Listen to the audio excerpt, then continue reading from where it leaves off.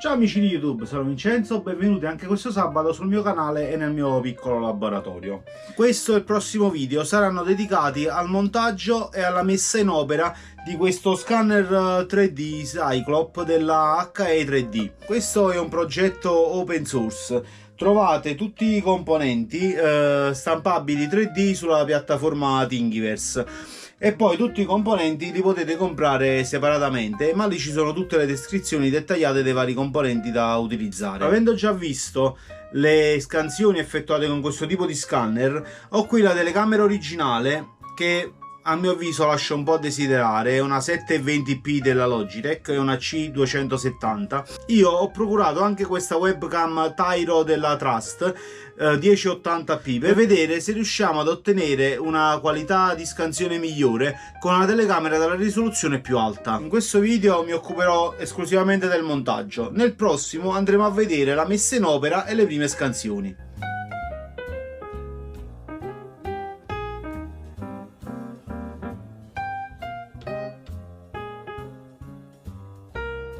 Il montaggio è semplice e intuitivo. Una volta installato il motore, si avvitano le barre e si inseriscono i connettori.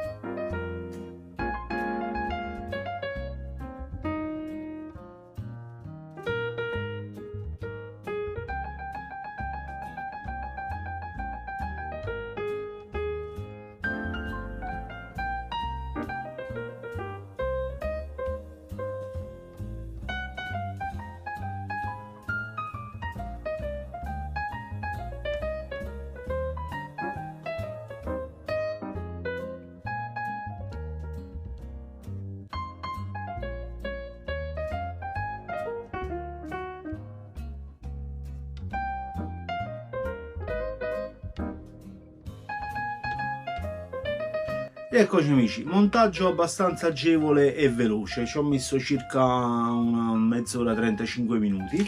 Ho montato anche la tavoletta di calibrazione, un pezzo di plexiglass nero con un foglio adesivo quadrettato con i quadretti di misura 13x13 mm. Per l'accensione e per i primi test ci vediamo sabato prossimo. Se non siete iscritti al canale iscrivetevi e spuntate la campanellina per rimanere connessi con i prossimi contenuti. Ci vediamo sabato prossimo. Ciao!